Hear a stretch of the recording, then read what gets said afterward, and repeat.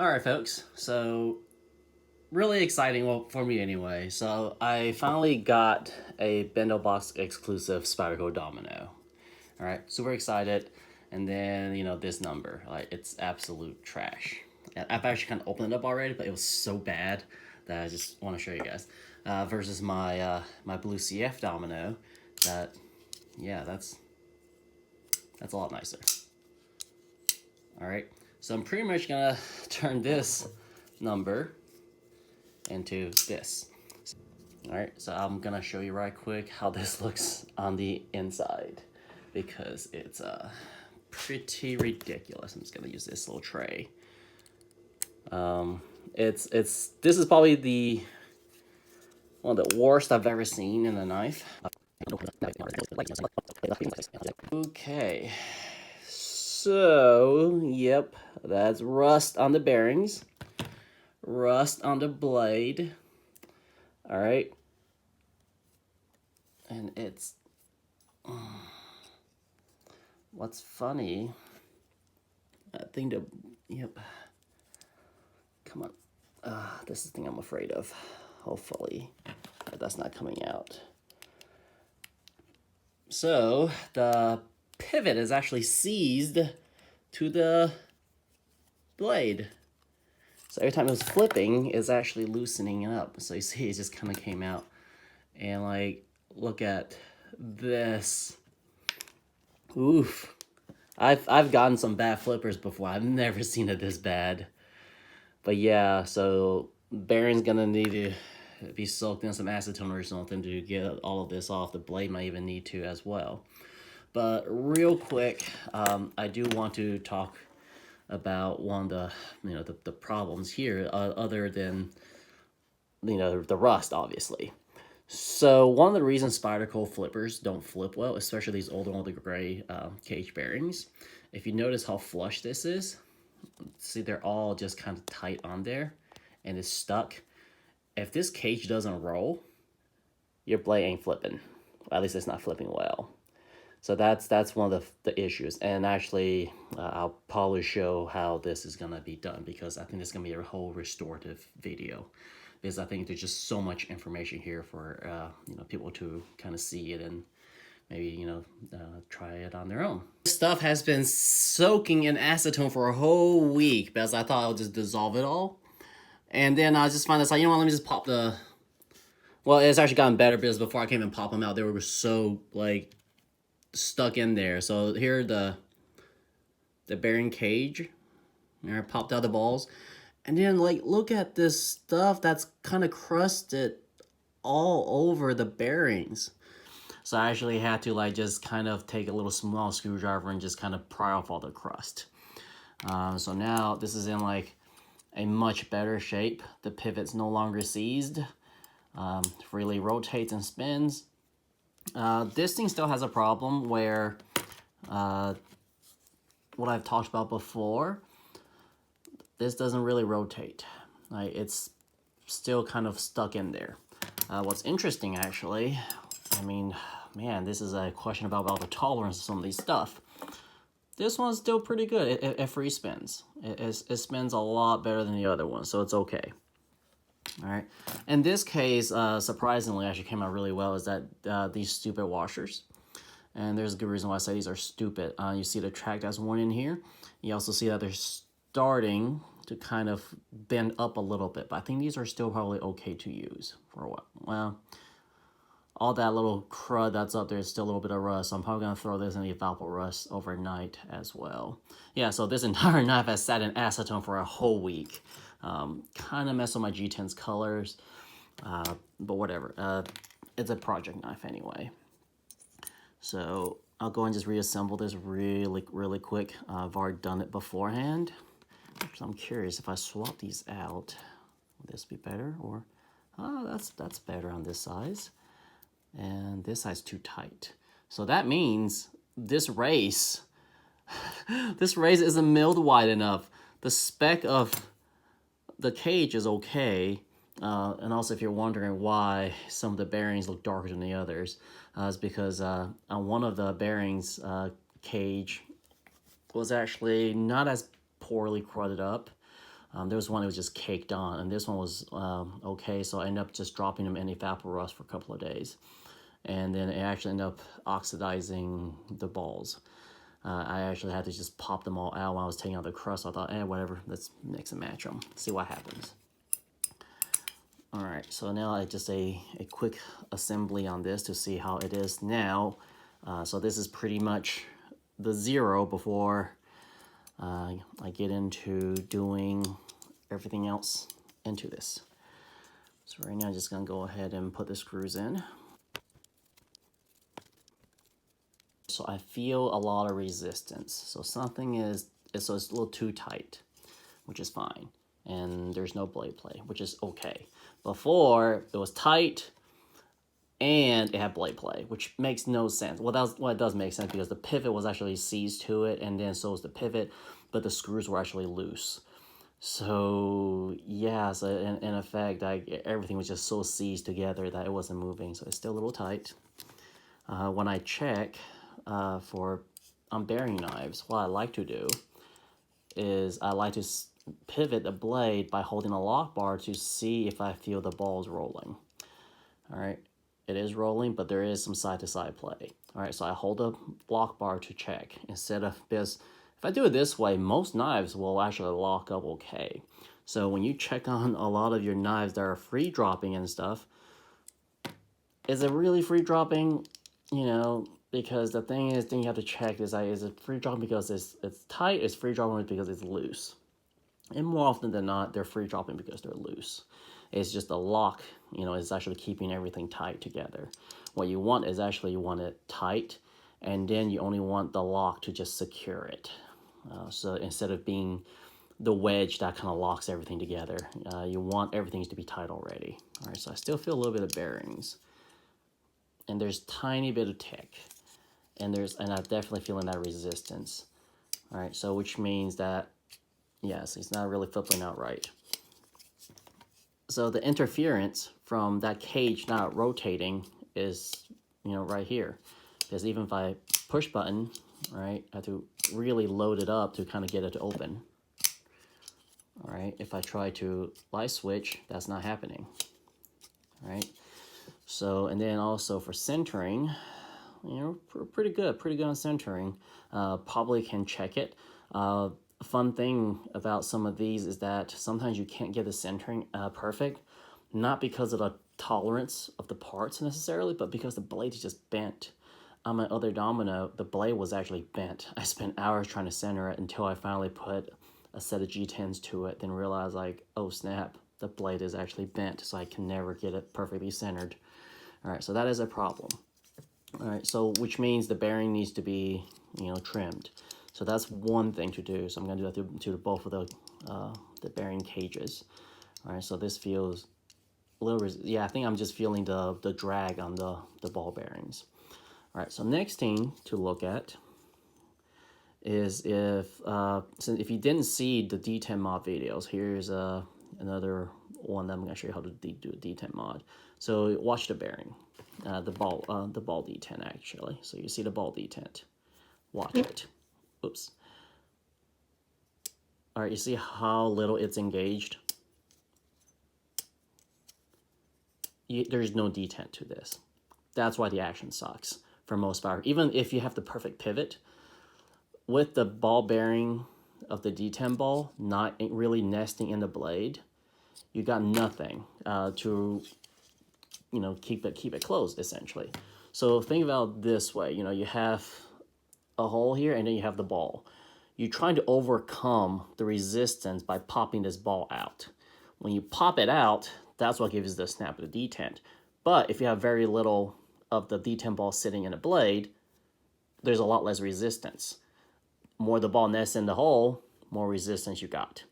That's the trick to detent. All right, so Spyderco is notoriously bad at under drilling the size of the detent hole.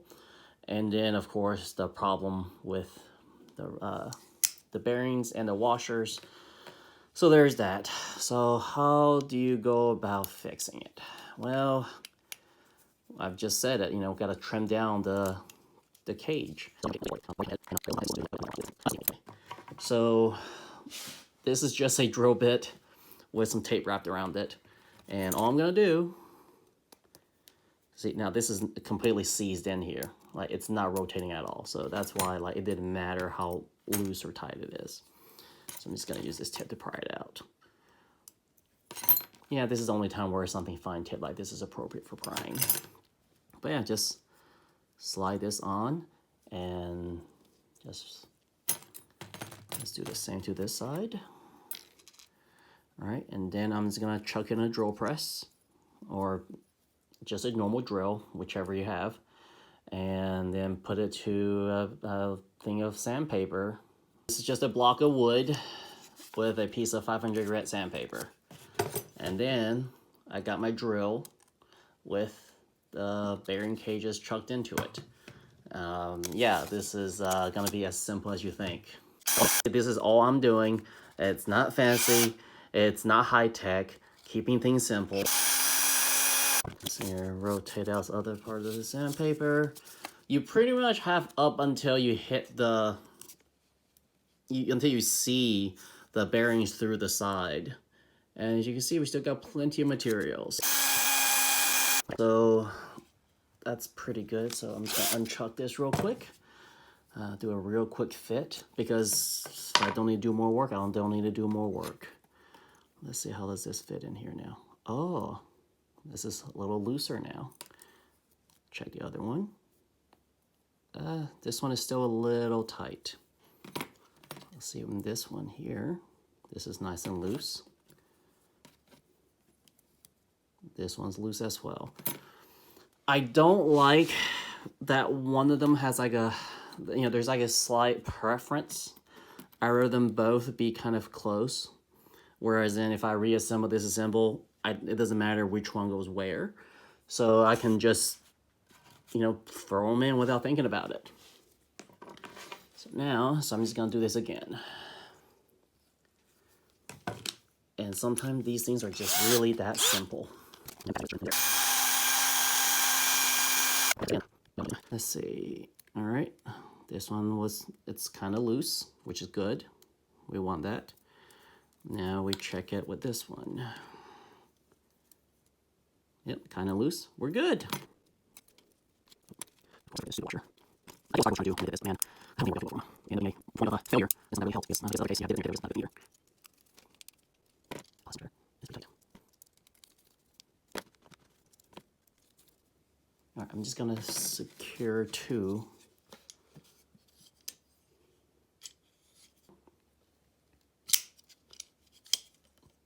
The push button's a little bit better. Light switch marginally better. All right, the issue, this is okay. So the issue is now really the detent, and that's gonna be a really easy fix. Or the rotary area, it's kind of a mess, but it's whatever. So the most important thing is using this ball burr. All right, this is approximately 1/16 of an inch wide ball. If you don't have one of these, you can also use a cone. You know, this is perfectly fine too. Ideally, you just want to get, you don't want to overdo it, because it's not going to be as effective, but it's better than the way it is, because with a ball, you're actually making this hole, opening it into a ball shape. All right, so if that's not enough, after you're opening up with the ball burr, actually you can use this straight walled one and then just kind of bore down into having a straight wall. So, I mean, this is really, really quite simple.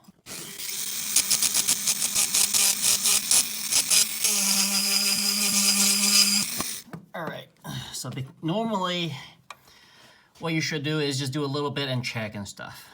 But because I've already done so many of these, I know that this is gonna need to go way deeper than what I do normally to get all the ball to nest in there. So now it's time to test fit. All right, so I've only put in the pivot screw and a body screw, so this is just a test fit. So now if we watch the detent ball, all right, you following it? See so much deeper it goes in and how it just kind of sucks the blade in. So yeah, you know those old YouTube videos, the reviews, they're like, oh, look at how this the detent, you know, just sucks the knife in. Yeah, that's it's just that someone, you know, at factory they have the hole actually open up big enough for the ball to kind of, you know, suck the blade in, which is more of the ball just falling into the detent hole. All right, so now see how does this open. Oops, hit the box. All right, so that's a lot better, but I'm not happy with that. All right, because I really want a little bit more engagement, a little less air there. With some knives, you know, that much is all you need to get a good snappy action out of it. But I want this to be a lot snappier. So, you know, time to open that hole up some more. Right after the next dremmeling session, so now if you look, the detent ball a lot deeper in. All right, that's almost at max at that point, which is okay. I really don't want to get any more of it out. And tiny bit of detent rock, tiny bit, which is, you know, it's not dangerous at this point. It's dangerous if it's starting to kind of poke out. By this point, it's really barely noticeable. So let's see how it opens. And the thing is, this is all dry too. So, oops, a lot better. Okay. So now, to really jazz it up, what I want to do is actually reset the detent ball on the lock insert. So to get that little extra bit of snap. All right, so at this point now is about how do I push up that little bit more. Because this is good for most people now. I just prefer mine to be a little bit more snappy. With the lock insert removed with a detent ball, I'll see how my video editing still comes. So right now, if we're checking, so this is about, you know, 49 thou. And then this is right at, what, 73? And I already did the math on this. So that comes out to show that the detent ball is about 24 thou proud. So, and detent balls are 1/16 of an inch thick, which is 62 thou. So if you do the math, we still have about, what, 6 thou we can squeeze out of it, which may not seem like a lot, but it makes a huge amount of difference. Because if you think about this, and if you're a math nerd, please correct me on this. So if you remember back to your geometry or even your trade class back in high school, if you draw a tangent on a detent ball, all right, so right at the radius of it, that's where it's 9 degrees to, that's parallel to the lock insert. If you draw a tangent to that side of the ball, that's going to be a 90-degree wall. The closer to you are to a 90, the more that snap you're going to get. So when the ball is sank deeper into the lock insert, or the lock bar in some cases, or most cases rather, you're actually not able to get that 90 because that 90 is embedded inside the insert or the lock bar. So what I want to do is punch out the ball, set it at a higher depth where you can get closer to that 90-degree wall, if that makes sense. And if you're a math nerd or, you know, a math major of some sort, please comment and correct me on this. So this is really simple. It's a jeweler's anvil that my grandfather had. You don't even need to, you know, have this. Just a little block of wood with a hole drilled in it is enough. Just need something to catch it. This little punch is a broken tap. I just kind of ground it into a punch. And then, of course, a little small hammer, mallet rather, since they're rubber. It doesn't really take much. You know, just punch it out. All right.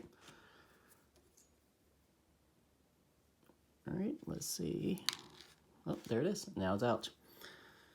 So now, the fun part. Just take it. And if you have fat thumbs, this is going to be nightmarish for you. And just pressure fit it with your finger. All right, so if you remember, before it was at 72, now it's at 81. Well, 80.5. So we're able to squeeze out what, about 1/8 hour, which is too much because remember we're over. So the thickest part of a sphere is the right equator, right? So we got to sink it a little bit past the equator. So we're trying to squeeze out. Our target is around, 28, 29, 30 thou. That's proud. So to the vise. All right, so we're at the vise here. So if you remember, we just mic'd this. All right, so we're at, 80. Right here it's at 48. So we are about, just did a math, about 31 proud. So really simple.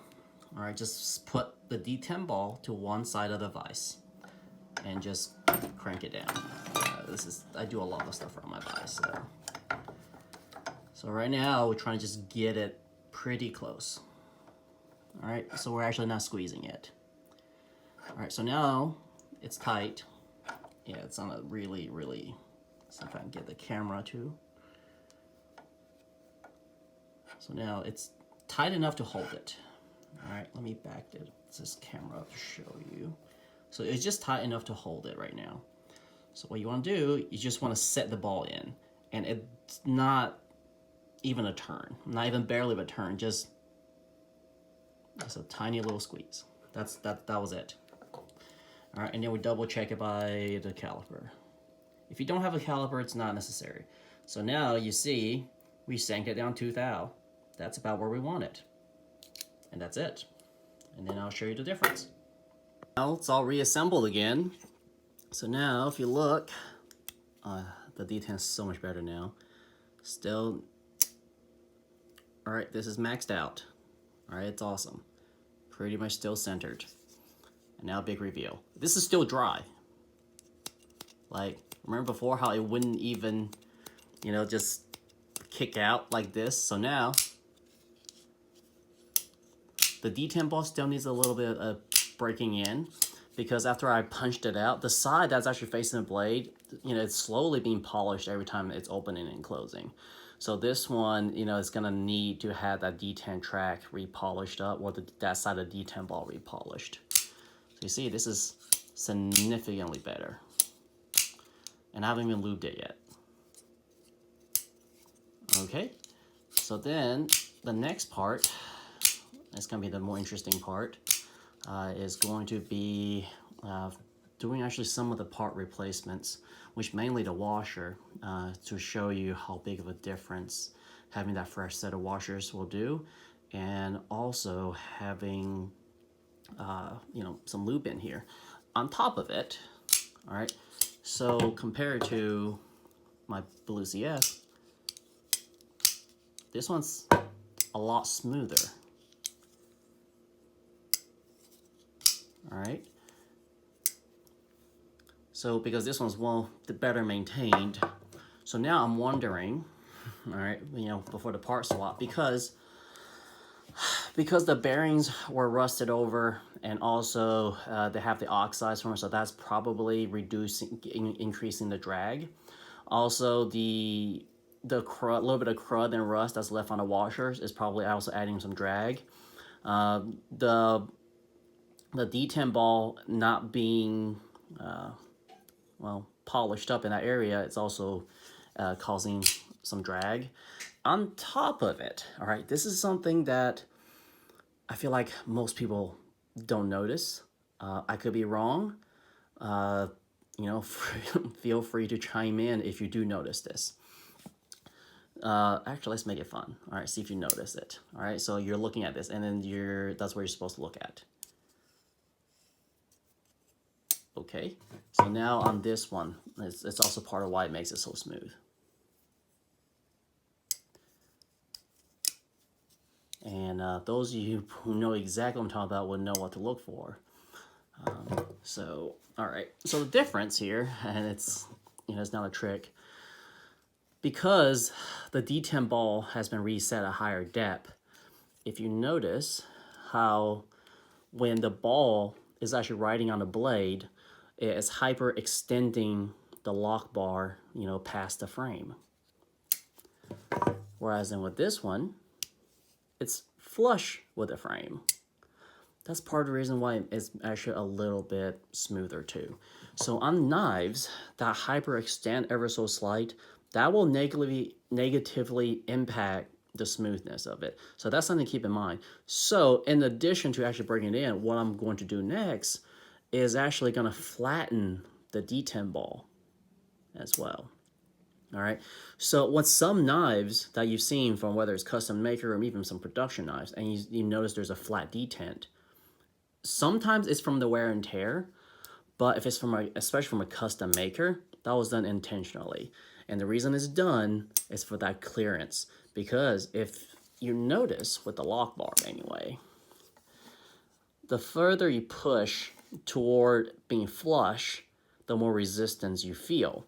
But if you hyperextend it, it's even more resistance. So that's one of the main reasons why it's not, see, this one doesn't free drop, like at all. Like I have to really, really shake it. And this one just kind of glides right down. So now I can't overcome it exactly because the locker percentage is right around 50%, which is fine. But if you look at a lot of your free dropping knives, their lockup is like 10, 15%, or even 20%.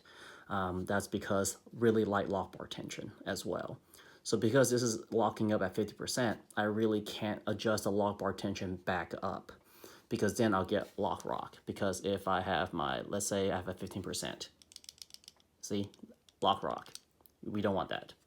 So we still want a solid lockup. So this is pretty much why Domino is doomed to never be a free dropper. And this is really as close, I think, as possibly going to be able to get. So then I'll show you really quick how to flatten the detent. And then also swapping out some part to see if I can get this to be more like this. You see how much the detent ball is protruding out of the lock bar. I mean, it looks like it's ready just to pop out. Actually, it might not be set deep enough, but I'll find out in a little bit. So to flatten the detent ball, I just have this, I think it was a Flattening diamond hone. Diamond just make things faster. And then I use this sapphire stone. You can actually, I think, get a Flattening DC4 stone, which has like pretty much this, but already matched up. So you can just use this one to establish the flatness, and then use this to kind of polish it up a little bit better. And I like to finish it off with a denim strop. So you can see a lot of detent balls has been polished on this. It's also a good for, knife edges. So the trick is, man, this is like super scientific, super advanced, like you'll never see anywhere else. Because other people are probably smart enough not to do this, but all you do is just flattening it is just take a stone and flatten the detent ball down to the depth where when you assemble everything, you want the blade to the lock bar to be flush with the frame, even sometimes a little bit under. All right, so the angle that you do this at is extremely critical, so it's always good to check. All right, so just sand a little bit, reassemble, check. So I'll just do it and walk you guys through. Yeah, this is not very exciting. See the detent ball, now it's been flattened. All right, so yeah, that's the same method. So I'm not polishing it just yet because I want to test fit to make sure it is where I want it to be.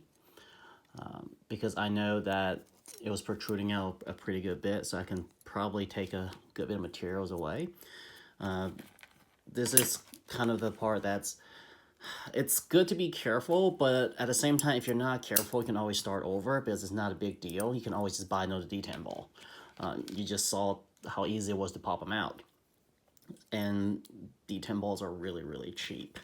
Yeah, if this is the moment where you want to do a ceramic, diamond is harder than ceramic. So it's another alternative way to go about it. So I'm just going to put in 2 screws. Just my usual check fit.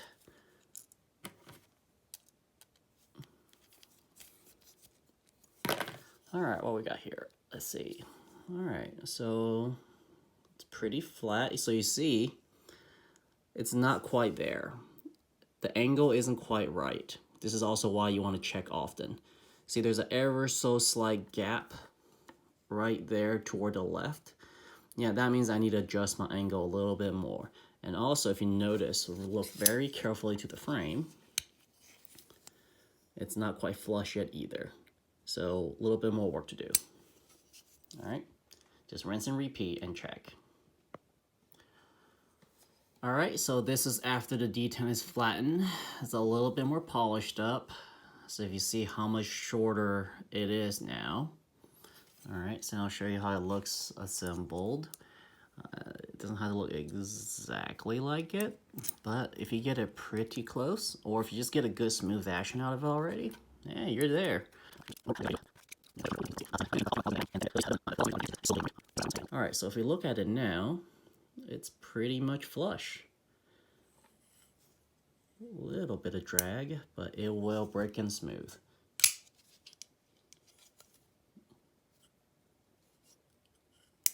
All right.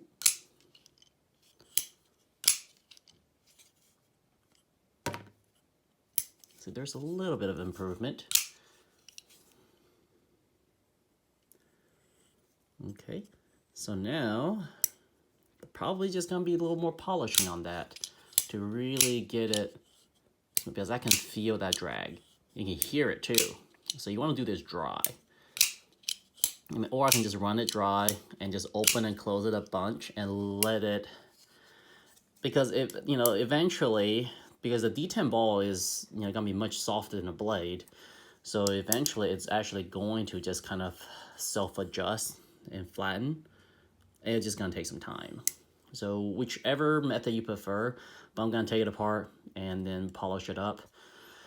Then we'll look at the cage bearings and also the washers, because I'm leaning toward this one. I'm probably gonna have to swap out the bearings because I think they're just a little damaged.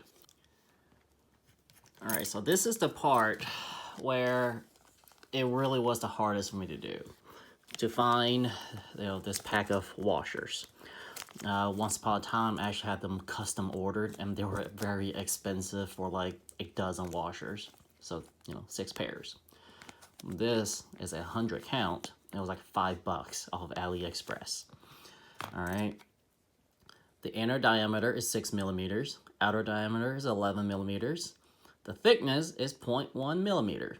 That's really important. So these washers, if you look, after they wear in for a while, they're starting to lip up.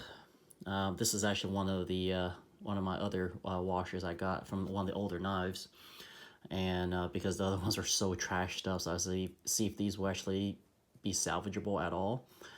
And yeah, they're doing okay, which is why it makes me think that I will probably have to actually replace the individual ball bearings, because they're not all neatly, nicely polished anymore. So go ahead and just replace these washers up right quick, because then just after replacing this set, we'll see where it goes, because what happens immediately is a noticeable improvement in the action. Just go ahead and pay the the $5 or count of 100 or whatever, because you're gonna need more. And if you have other Spyderco flippers, then you have a lifetime supply of them, because unfortunately with these, they do need to be swapped out after a while.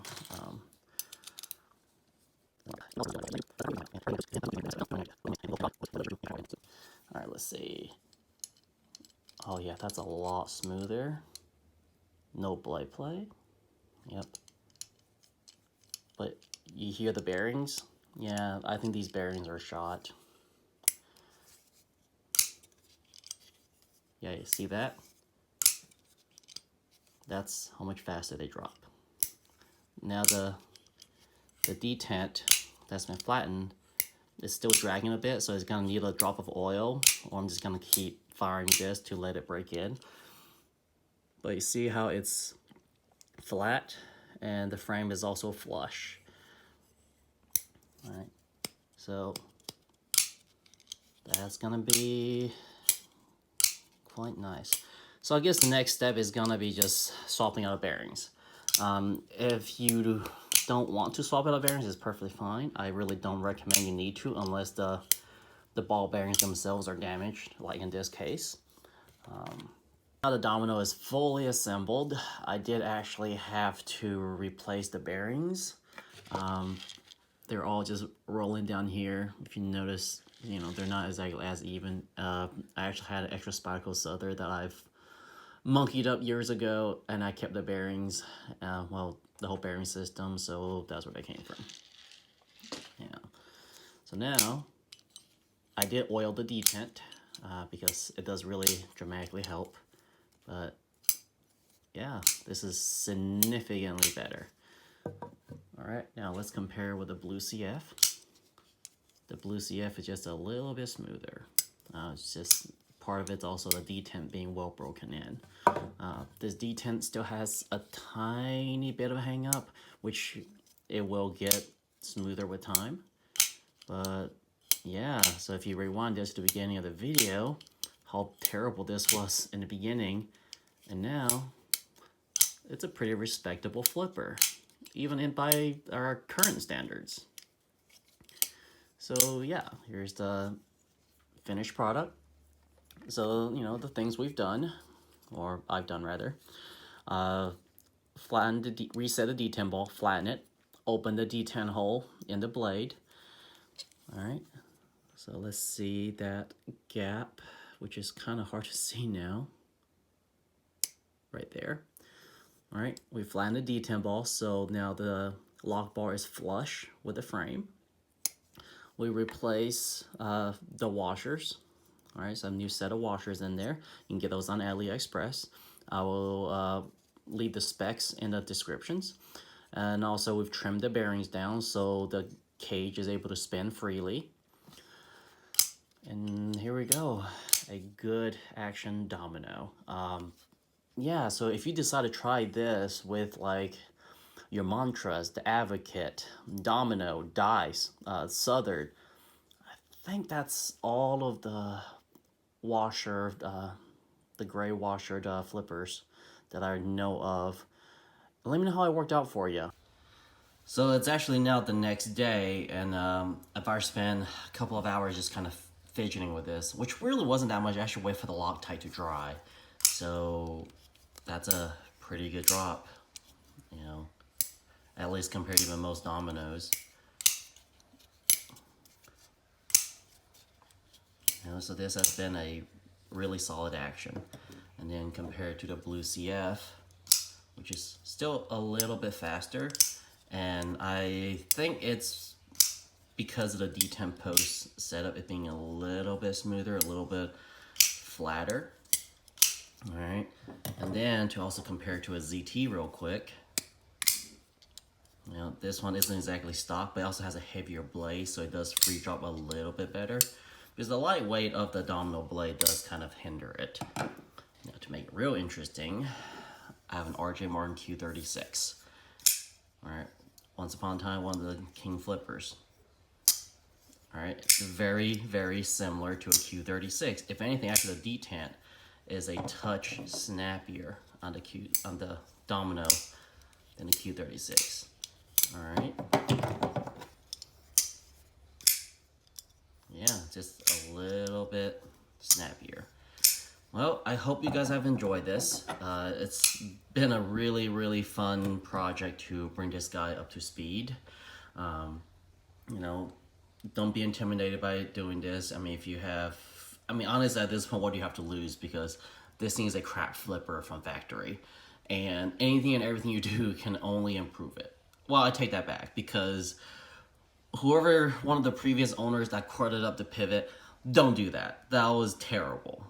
All right, so if you have any questions, feel free to PM or comment. And until next time, thank you for watching.